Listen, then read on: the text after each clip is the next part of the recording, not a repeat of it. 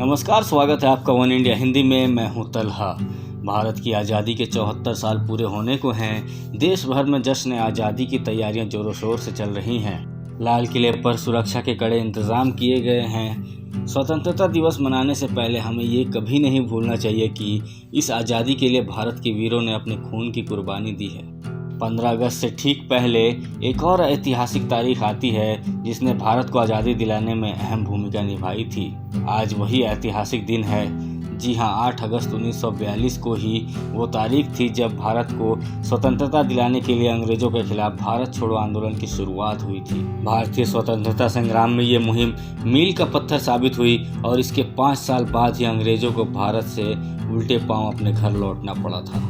आज हम आपको बताने जा रहे हैं आखिर भारत छोड़ो आंदोलन क्या था और इसकी शुरुआत कब, क्यों और कैसे की गई थी।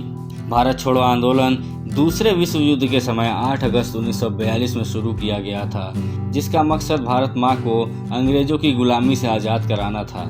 ये आंदोलन देश में राष्ट्रपिता महात्मा गांधी की ओर से चलाया गया था। बापू ने इस आंदोलन की शुरुआत अखिल भारतीय कांग्रेस समिति की मुंबई अधिवेशन से की थी। इस मौके पर महात्मा गांधी ने ऐतिहासिक ग्वालियर टैंक मैदान से देश को करो या मरो का नारा दिया था। भारत छोड़ो आंदोलन की शुरुआत की खबर से ही अंग्रेजों की नींद उड़ गई थी। गांधी जी और उनके समर्थकों ने साफ कर दिया था कि वो जंग की कोशिशों का समर्थन तब तक नहीं देंगे जब तक भारत को आज़ाद न किया जाए। उन्होंने साफ किया था कि इस बार आंदोलन बंद नहीं होगा।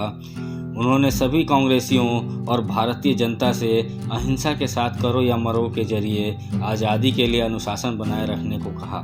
लेकिन जैसे ही इस आंदोलन की शुरुआत हुई, 9 अगस्त 1942 का दिन निकलने से पहले ही कांग्रेस वर्किंग कमेटी के सभी सदस्यों को गिरफ्तार कर लिया गया और कांग्रेस को गैर कानूनी संस्था घोषित कर दिया गया था। यही नहीं, अंग्रेजों ने गांधी जी को भी अहमदनगर के किले में नज़रबंद कर दिया।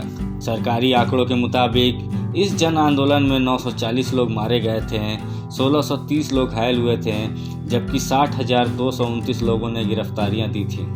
भारत छोड़ो आंदोलन की विशालता को देखते हुए अंग्रेजों को यकीन हो गया था कि अब भारत में उनका वक्त पूरा हो चुका है।